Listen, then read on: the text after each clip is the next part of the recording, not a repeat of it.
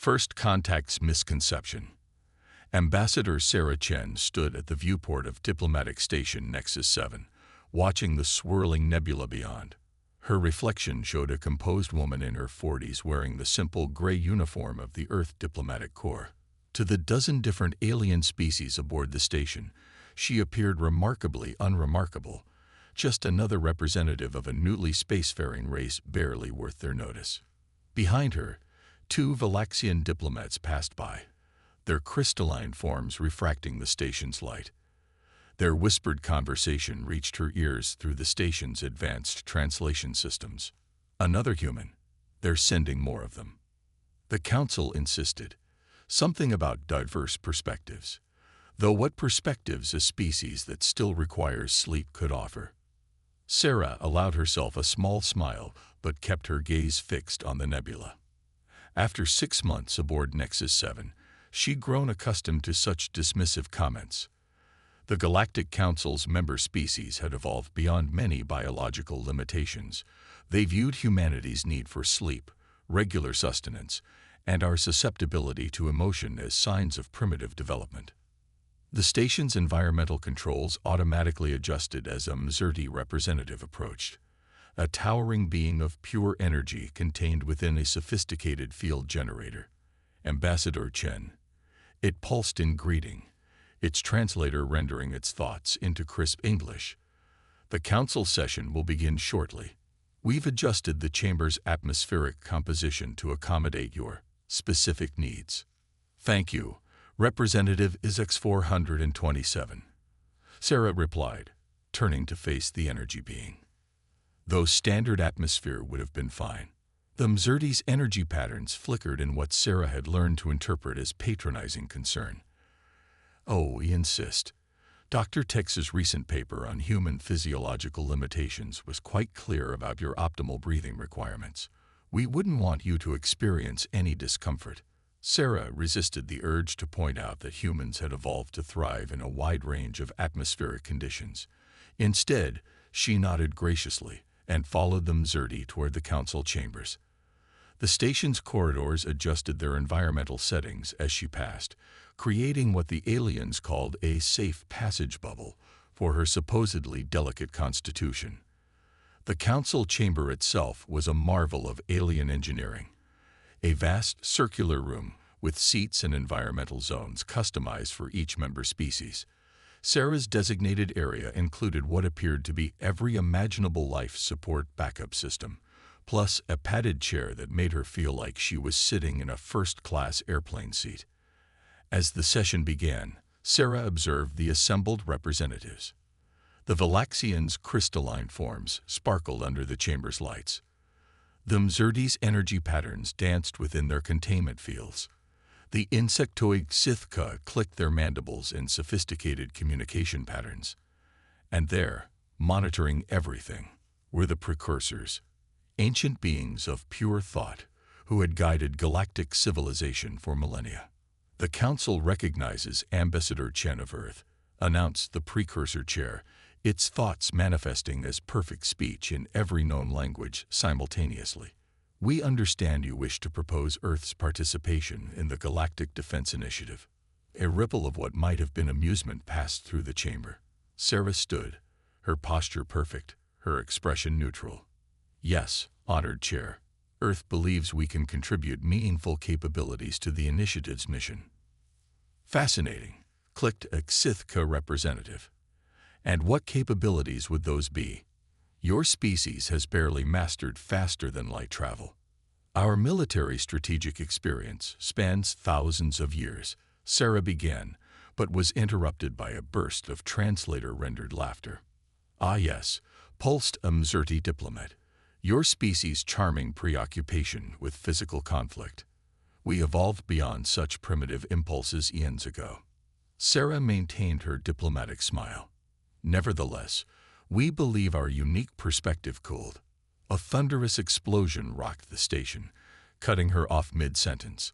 Emergency lighting flashed as the station's AI announced, "Alert!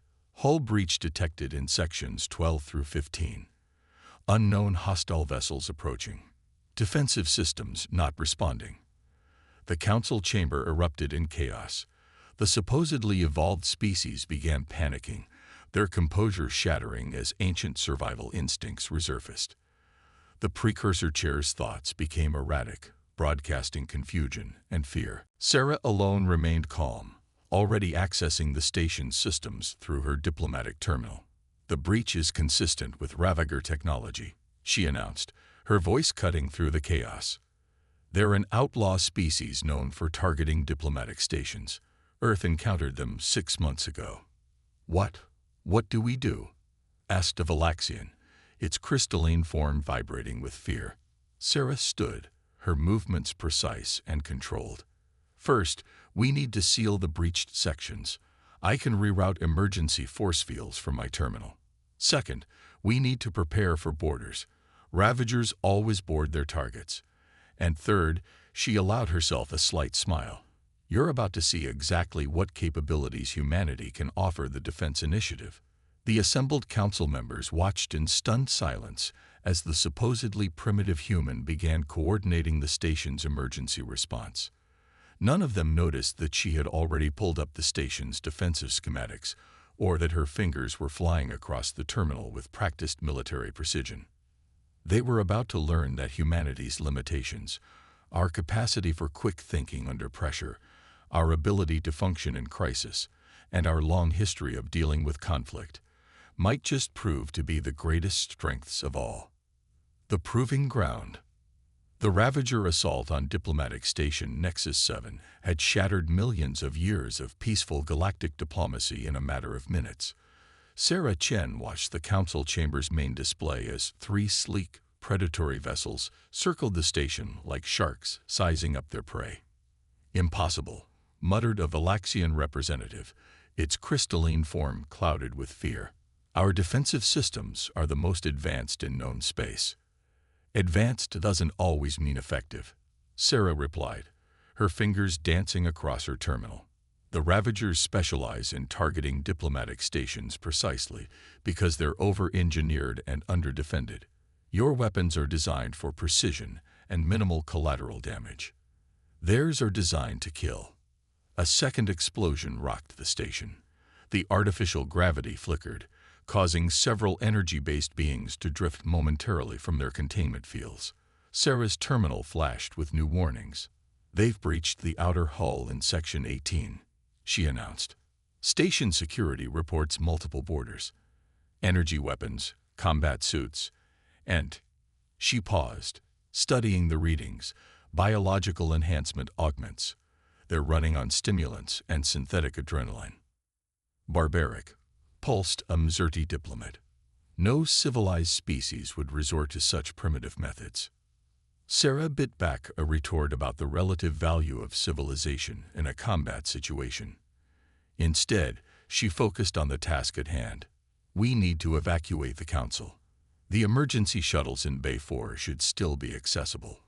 "But the station's defensive protocols," began the precursor chair, "are worse than useless right now," Sarah interrupted, earning shocked gasps from several representatives.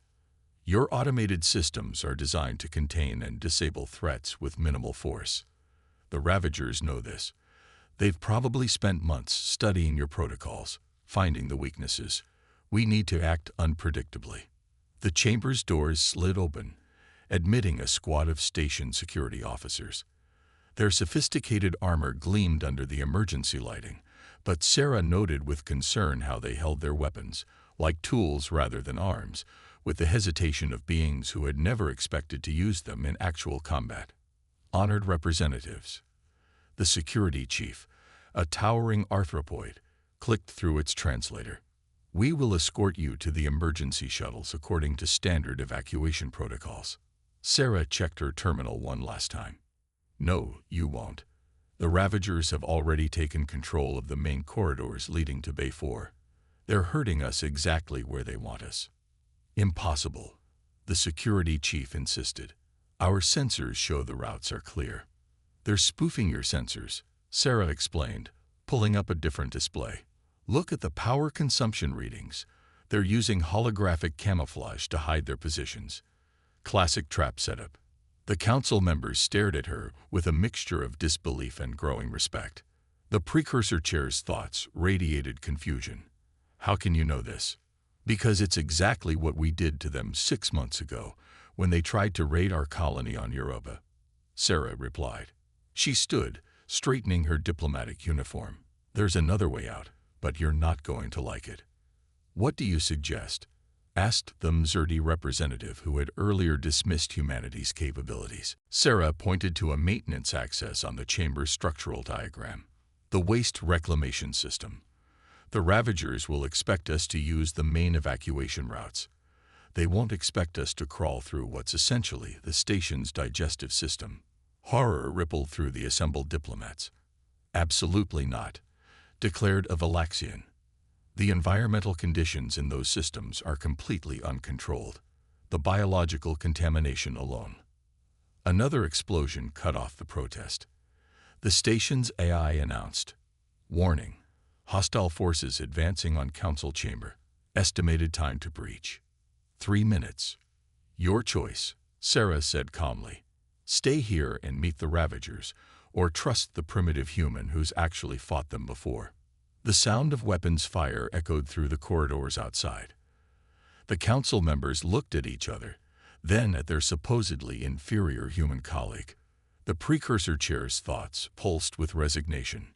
"Lead the way, Ambassador Chen." Sarah nodded and moved to a seemingly blank wall panel.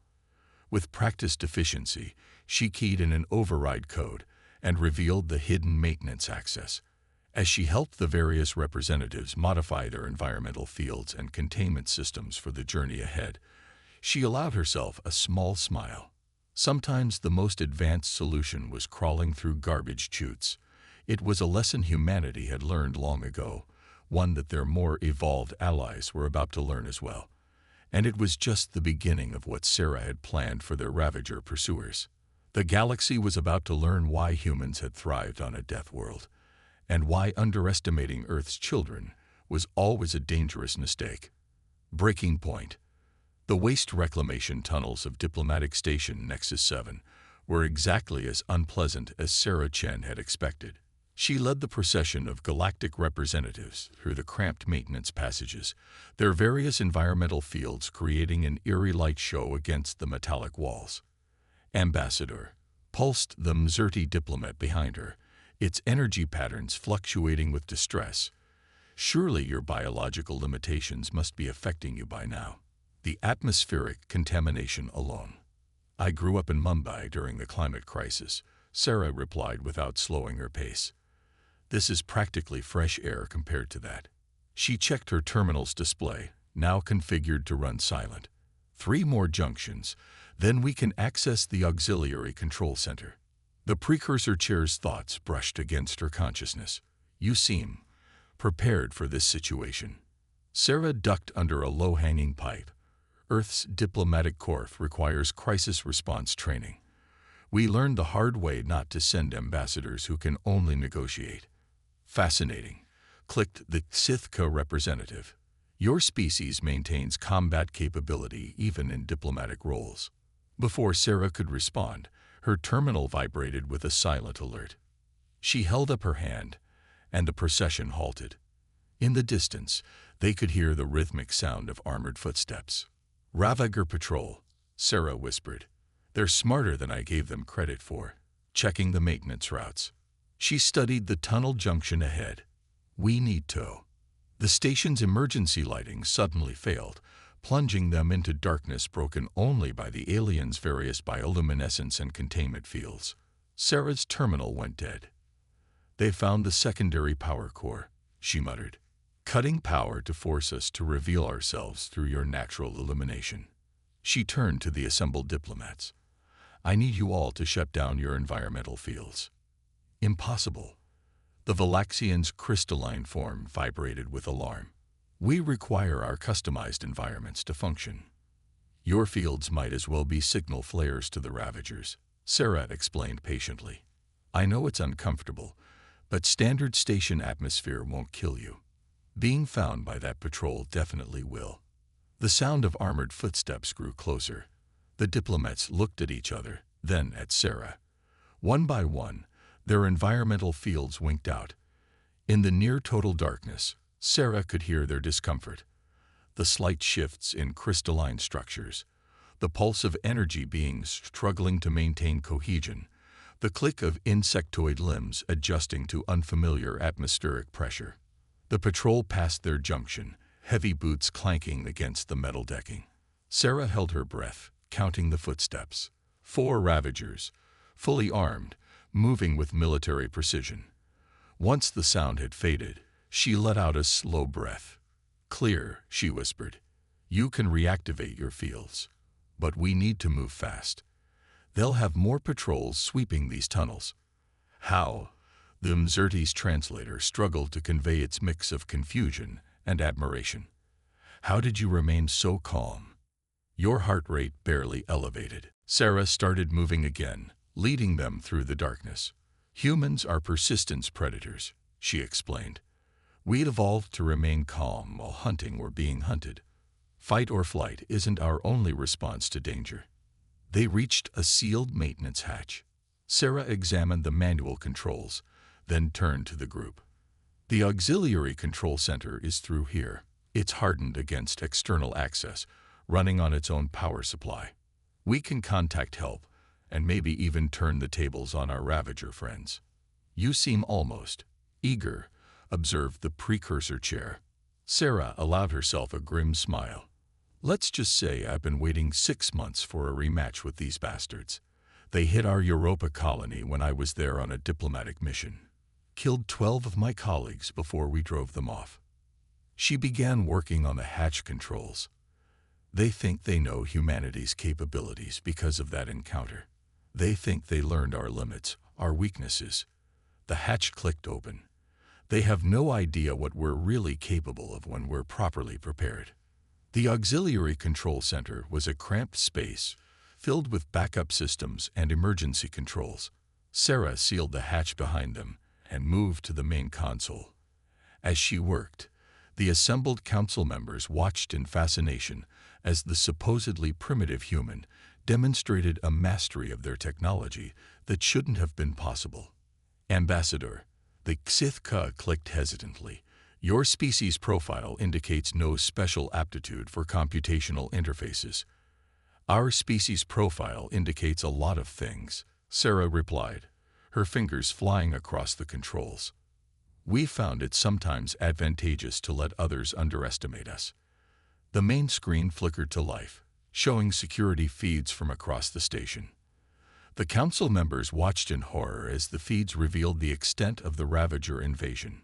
Dozens of armored figures moved through the station's corridors, systematically securing key systems and gathering the remaining crew and diplomats. "They're not just here to raid," Sarah observed. "This is a full takeover attempt." She pulled up another screen. "And look at this. They've locked out all external communications, replaced the station's eye with their own systems. And," she paused, studying a data stream, "they're downloading something from the main diplomatic archives. The precursor defense protocols." The chair's thoughts radiated alarm. "The archives contain detailed information about every member species' defensive capabilities, including Earth's," Sarah asked, not looking up from her work. "Of course. Dr. Tex's complete analysis of human limitations is." The chair's thoughts suddenly froze. You knew they would come for this information." Sarah's smile would have made a shark proud. "Like I said, sometimes it's advantageous to be underestimated." She pressed a final sequence of commands. "Now let me show you why Earth classified as a death world long before we achieved spaceflight." Throughout the station, lights began to flicker in an irregular pattern. Environmental controls started cycling randomly, and in the auxiliary control center, a human diplomat prepared to teach both allies and enemies why humanity's supposed limitations were actually their greatest strengths.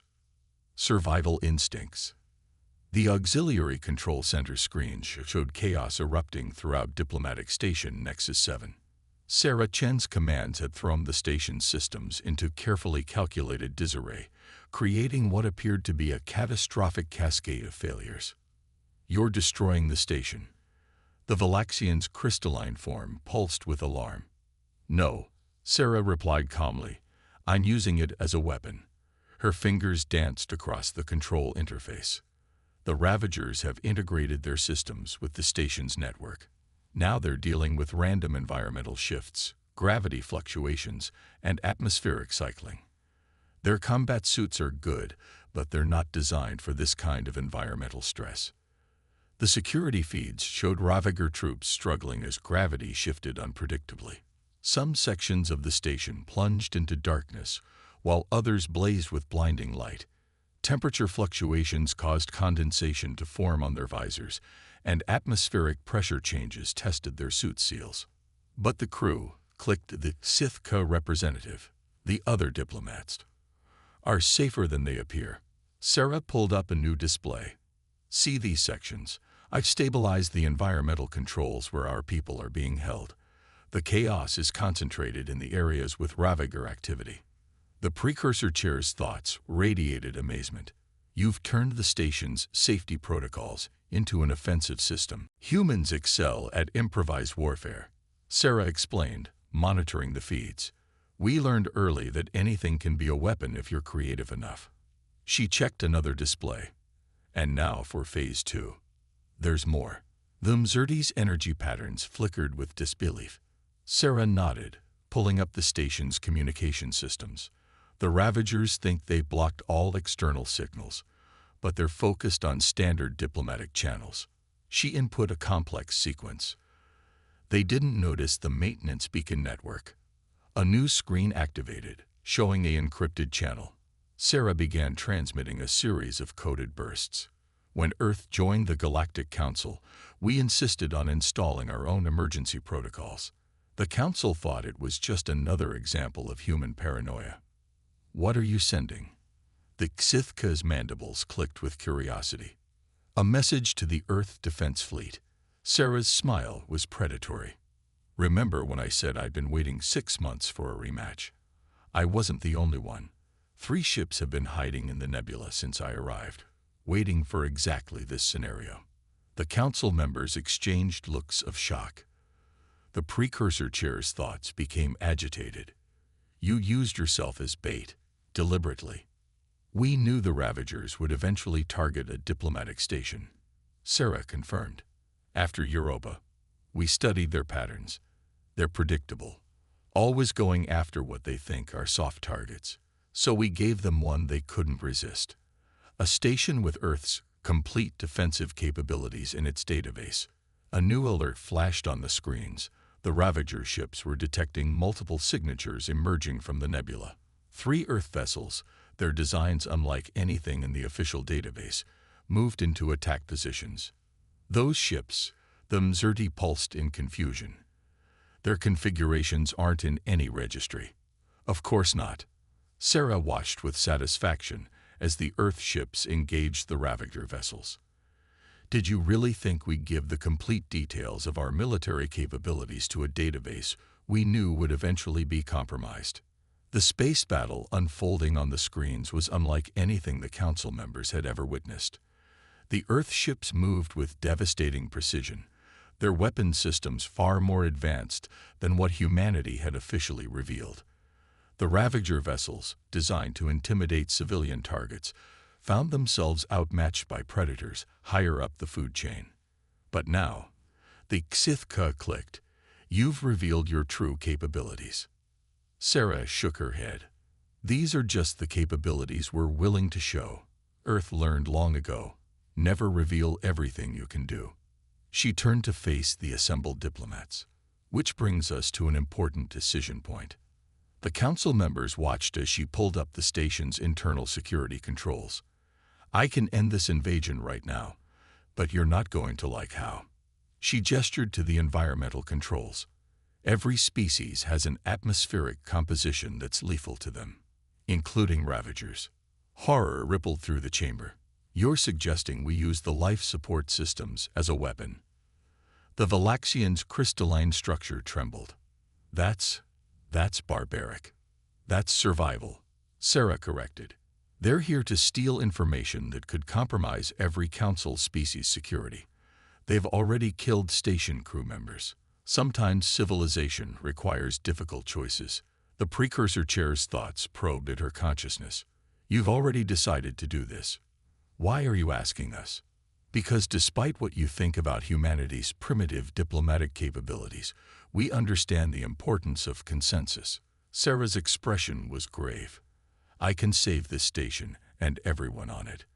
But you need to understand what that means, that sometimes advancement isn't about evolving past violence, but about knowing when it's necessary and having the will to act. The council members looked at each other, their various forms expressing different versions of the same realization. They were seeing humanity, seeing Earth, in an entirely new light. Do it, the precursor chair's thoughts were firm. Show us what a Deathworld species can do. Sarah nodded and turned back to the controls. Throughout Diplomatic Station Nexus 7, atmospheric systems began to cycle. And in sectors occupied by Ravager forces, the air itself became a weapon wielded by a species that understood all too well how to survive in hostile environments. Respect earned. 1 week after the Ravager incident, Sarah Chen stood before the full Galactic Council in their primary chamber on Capital World. The vast hall, normally a showcase of advanced environmental engineering, now operated on standard atmosphere. A small but significant change that spoke volumes. The Council has reviewed the events at Diplomatic Station Nexus 7. The precursor chair's thoughts resonated through the chamber. We find ourselves reconsidering many assumptions about humanity. Sarah maintained her diplomatic posture, but allowed herself a small smile. Assumptions can be dangerous, honored chair. As the Ravagers discovered, the cleanup had been thorough. Once the atmospheric systems had incapacitated the boarding parties, Earth's ships had quickly neutralized the remaining Ravager vessels. Not a single piece of sensitive data had been compromised, and the casualties among station personnel had been minimal. Dr. Tix, the chair continued, addressing the renowned xenobiologist who had written the definitive work on human limitations, you wish to address the Council. The insectoid researcher's scales shifted, and what Sarah had learned was embarrassment. Yes, I must revise certain conclusions in my analysis of human capabilities. The scientist's mandibles clicked rapidly. It seems I failed to account for several crucial factors. Such as, prompted Mzerti representative, the same one who had dismissed humanity's strategic experience a week ago. Their adaptability, Tex explained. We saw their biological requirements as limitations, but they're actually evolutionary advantages. Their need for sleep. It allows their minds to process and adapt to new situations. Their temperature sensitivity. It drove them to develop environmental control technologies far more sophisticated than we realized. And their emotions? Asked a Valaxian counselor. Perhaps their greatest strength, Tex admitted. What we dismissed as psychological instability is actually a complex survival mechanism. Their emotions don't control them. They harness them, channel them, use them as tools and weapons when necessary. Sarah listened with carefully concealed amusement as the scientist continued to list the various ways they had underestimated humanity. The council chamber, now filled with beings who had personally witnessed what a primitive human could do, paid rapt attention. Which brings us to the matter at hand. The precursor chair's thoughts cut through the discussion. Ambassador Chen, your species' application to join the Galactic Defense Initiative. Yes, honored chair. It has been unanimously approved. The chair's thoughts carried a hint of what might have been humor, with a recommendation that humanity take a leading role in revising current defensive protocols. A ripple of agreement passed through the chamber. The same species who had dismissed humanity as barely civilized were now looking at Sarah, at Earth, with new respect. Additionally, the chair continued, we are implementing immediate changes to how we evaluate emerging species. Dr. Tix will head a new research initiative focused on identifying hidden strengths rather than apparent limitations. A wise decision. Sarah nodded. Though if I may make a suggestion, please, keep Dr. Tix's original analysis in the database. Let others underestimate us. Her smile turned slightly predatory. It's worked out rather well so far. Laughter, in various species forms, filled the chamber. The precursor chair's thoughts radiated approval. You are far more sophisticated than we gave you credit for, Ambassador. No, Sarah corrected gently. We're exactly as sophisticated as we need to be. Humanity never evolved past our survival instincts. We evolved to use them more effectively. We never forgot what it means to be predators. We just learned when to bare our teeth and when to smile. She looked around the chamber, meeting the eyes, optical sensors, and energy patterns of the assembled representatives. You called Earth a death world, and you weren't wrong. But you never understood what that meant. It didn't make us primitive. It made us strong. It didn't make us violent. It taught us when violence is necessary. And it didn't limit us. It showed us how to turn limitations into advantages. The council chamber was silent as her words sank in. Finally, the precursor chair spoke again, its thoughts carrying a new tone of respect. Perhaps, Ambassador Chen, it is we who have been primitive. In our assumptions, our prejudices, and our definition of advancement. Sarah's smile was genuine this time. Then let's advance together. There's a lot we can learn from each other. She paused. Just remember, humanity's first and best trick is making others think we're less than we are. It's not the only trick we know. As the council session concluded, the assembled representatives of the galaxy's most advanced civilizations found themselves contemplating the new definition of advancement. Sometimes they had learned true sophistication wasn't about evolving past one's primitive nature. It was about embracing it, understanding it, and turning it into a strength. And sometimes the most dangerous species in the galaxy wasn't the one with the most advanced technology or the most evolved form. Sometimes it was the one that smiled and let you think it was harmless, right up until the moment it needed to remind you why its homeworld was classified as a death world. The galaxy was changing. Humanity had earned its place among the stars not by becoming more like the advanced species, but by showing them the strength in being exactly what they were. Children of Earth, persistence predators, survivors. And they were just getting started.